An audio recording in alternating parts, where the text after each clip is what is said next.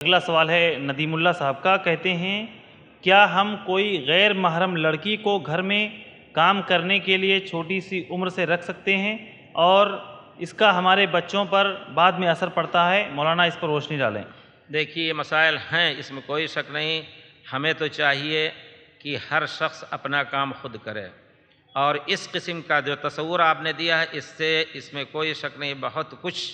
خرابیاں ہیں۔ بچی چھوٹی ہے، اس میں کوئی شک نہیں کہ ابھی چھوٹی ہے، لیکن بڑی ہوتے ہی اس کو دور کرنا ہے۔ بڑی ہونے کا معنی ہے کہ جس کو کہتے ہیں سن تمیز، 7 سال 10 سال تک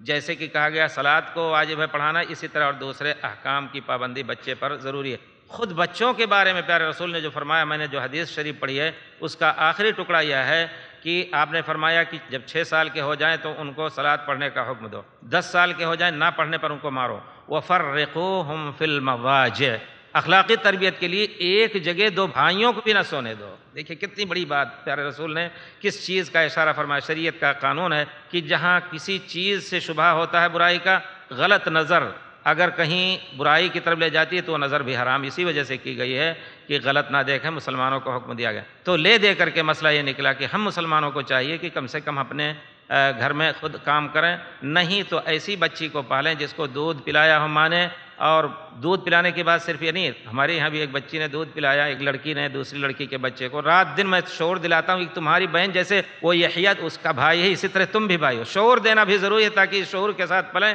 کہ یہ ہماری بہن ہے، جو بہن کے